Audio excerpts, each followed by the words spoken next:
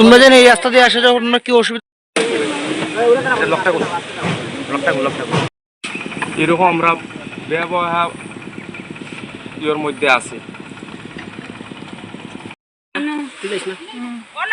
তোমরা জানি এই রাস্তা দিয়ে আসা যাওয়ার কি অসুবিধার সম্মুখীন হতে হয়?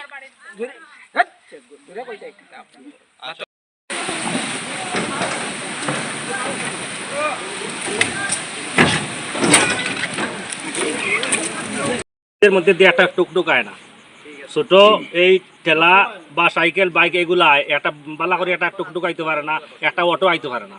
আমরা এই ব্রিজটা আর একটু বড় করিয়া বানাই দিতে হবে, যাতে আমরা ম্যাজিক গাড়ি পর্যন্ত মালটানার ম্যাজিক গাড়ি পর্যন্ত যাওয়া করতে পারে। আব্দুল বাড়ি থাইনের এই বাংলোতে সবার মধ্যে আমাদের বিনয়ভূষণ দাস এমএলএ সাহেব থাইন এখানে এসেছিলেন। আসার পরে আমরা যে রোডগুলো যে খারাপ ছিল ওনাকে পায়ে হেঁটে আমরা দেখিয়েছিলাম, যে উনি আশ্বাস দিয়ে গিয়েছিলেন, বলেছিলেন যে রাস্তাটা এরকম যে বাঙ্গাটা ছিল খাদা ছিল সবটা হবে, একটু সময় লাগবে। সময় গিয়ে আজকে 5-6 বছর হয়ে গেল, কিন্তু এই আমরা আবদারটা আমরা হলো না, কমপ্লিট হলো না। আমরা ওনার কাছে আবার আবেদন রাখছি যে আমাদের এই বর্ষাকালে অতিরিক্ত রাস্তাটা এত বহাবল খারাপ হয়েছে আমরা নিজে বলতে পারছি না, কিন্তু আপনারা একবার এসে দেখেন আমরা সত্যি বলছি না মিথ্যা বলছি, আমাদের এইদিকে গ্রামের কন্ডিশনটা কীরকম আছে। আমাদের নিজের পকেটের টাকা দিয়া আমরা এই রাস্তাটা কমপ্লিট করে চলাচল করছি। আপনার কাছে আবেদন, আমাদের রাস্তাটা একটু গ্রাম পঞ্চায়েতে বলে আমার কাজটা করিয়ে কমপ্লিট করার আবেদনটা রাখছি।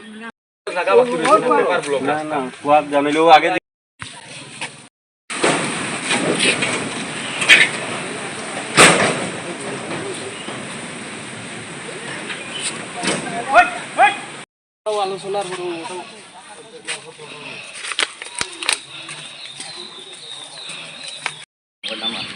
তোমার বাইক আছে, তুমি নিয়ে যাও।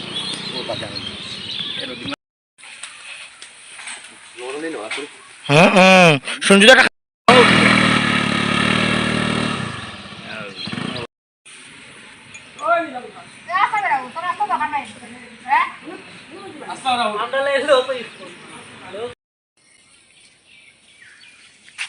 আগে একবার কাজ হয়েছিল, মানে মাটির কাজও হয়েছিল।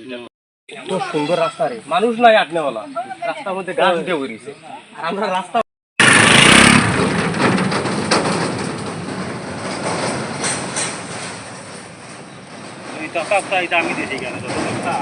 লং তরাই কাচ্ছি গানের শস্য তেলে টেস্ট, যে খাবে সেই বলবে লং তরাইবে, লং তরাইবে।